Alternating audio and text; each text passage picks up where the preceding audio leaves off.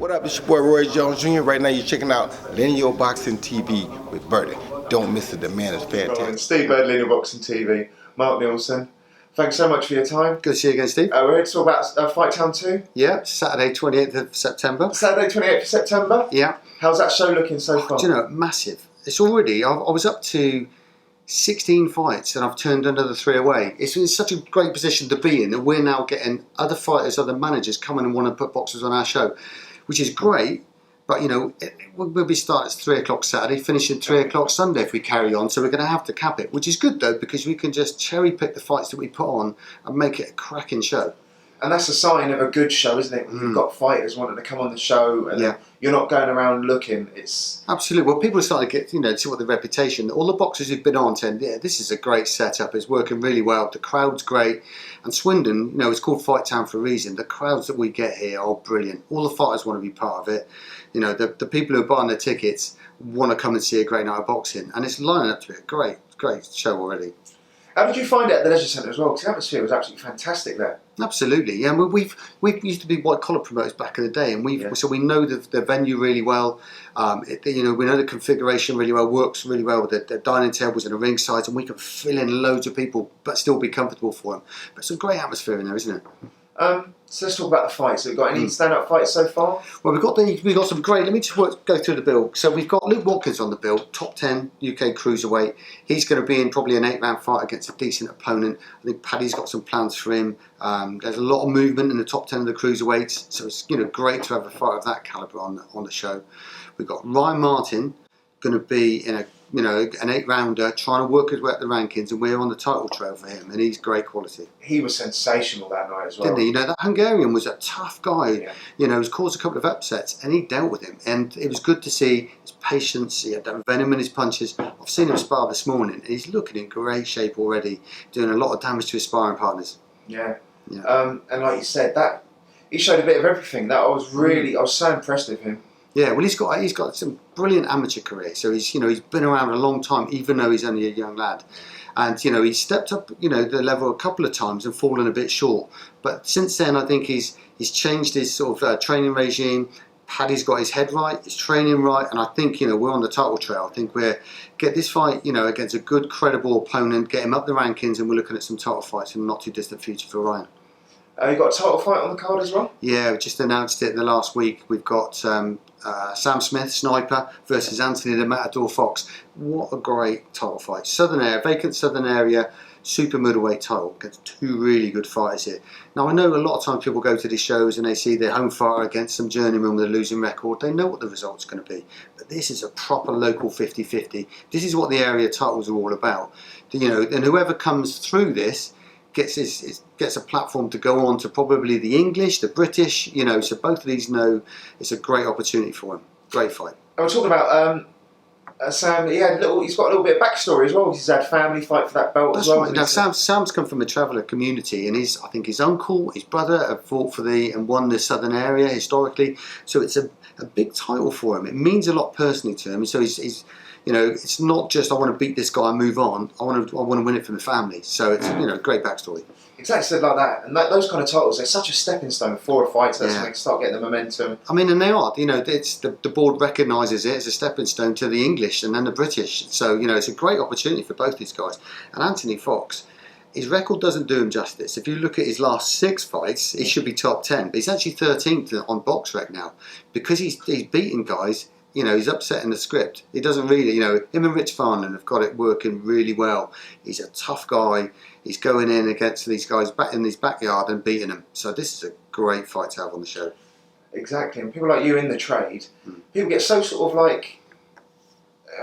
obsessed with records, don't they? But they don't realise the backstories to it, how quickly they've had to take that fight, how they've had to step up, maybe a week's notice sometimes. Yeah, it's not all about the records now. You know that, and there's been a lot of these sort of long undefeated records which don't really mean a great deal, and they get found out when they step up in calibre. These guys have stepped up the calibre really early in their careers, got a couple of losses, but they're good fighters, and they're both really good top domestic level fighters. I know Andre Grant quite well. He's been on your shows, isn't he? Yeah, he fought for us on our December show. Yeah. So we worked with Charlie Oliver down in Camberley. So we've got Andre Grant on. We've got young Johnny Phillips again, who's always an entertainer. I think he had a cracking stoppage on our December show. Yeah. I think Andre Grant, we've got him with Luke Fash. So he's going to have a good sort of 6-round run out. But Charlie Oliver's got some good plans for him. You know, some big plans. I think some titles. And Johnny Phillips never says no to a fight. Been let down a couple of times with some cancellations. Yeah. But he'll fight anyone, anytime. You know, he fights someone on Saturday in a British title fight if you gave him the call. He's always fight ready, and he's a scrapper. So we've got both of those on the bill, and they're always entertaining. I know the guys at Camberley really well. Super exciting. Yeah. It's so true about Johnny Phillips. He'll fight anyone, and he'll give anyone a fight as well. Well, really interesting guy though. You know, he's really funny to talk to, and he's entertaining, and he's a great fans' favourite. Beck Connolly be out again, I take it? Yeah, absolutely. We're looking for an opponent for her. Hopefully we're going to get her another win on a local show, then we can perhaps look at titles and that for her. She just fights anyone, anytime, anywhere. Proper warrior and a great backstory, as you know, and we've spoken about before. But you know, I saw her at the gym this morning. She's always trying to improve, in great shape as always, you know, so she's hoping to put on a show for her fans. Any other fighters to keep your eye on for this show? Do you know, I said I was at sparring this morning. I saw Bradley Townsend. He's 6-0 at the moment. I tell you, he's not far away, and we're looking at titles for him. He's a great talent. I think he was a national finalist, some Box Cup finalist as an amateur, so he's really good. Jensen Irvin, it's only his second fight, but I think Paddy's already thinking of stepping up the levels for him because of his skill. So it's going to be really interesting to see him. I'll tell you who's really good. Max Mudway from Stroud. Always brings a good crowd as well. Yeah, he brings, we had a couple of hundred people, and they're the loudest people in the room. Absolutely brilliant. So he's on again. He's a really entertaining, really lovely lad. And I tell you what, he's a stable mate of Riddy, and he just wants to emulate what Riddy's doing and work his way up and start beating people, beating some of these big names. So I don't think titles are too far away from Max either. Yeah. You've got a big heavyweight as well for Williams. Big Phil Williams. Now I've worked with Phil for nearly 10 years, back in the white collar days. He was beating everyone as a white collar, winning all the titles. Stepped up to pro, and he'll fight anyone, anytime, gets the call sometimes. Doesn't get stopped very often by these big, solid prospects, and is dangerous in the heavyweight game. But I saw him the weekend. He's looking in good shape. We've got him a decent, credible opponent that he's going to want to put on a show, and he sells a good few tickets at home. So it's great for him, being usually on the road, to be able to fight in his own backyard and, get a good win, hopefully. Any other sort of standout names? Yeah, well, we've got potentially a couple of debuts coming up. Can't mention the names. We're just going through licensing at the moment, but I've got a couple of great ex-amateurs who have got some real big, well-known managers, which I'll tell you off camera. I've got another guy who's an ex-kickboxing champ, beat everyone up in the white-collar world. We're just going through licensing, so hopefully another couple of debuts on the show as well. Let me just finish on Luke Watkins. He ever really sort of been stopped at the top level, isn't he? Well, absolutely. I mean, and he... against and the people who, when he got stopped, the guy was stopping everyone else as well. Yeah. So there's no shame in that. Paddy's managed his career really well. I think he had a Celtic. Did he? First Irish. That's right. Yeah. And Commonwealth, great caliber. You see him. He's got a real dig on him. And he's entertaining to watch as well. So he has a great stoppage ratio. He could go a long way. He's a great skillful fighter, and he has some great training, great sparring. We'll see how far he can go.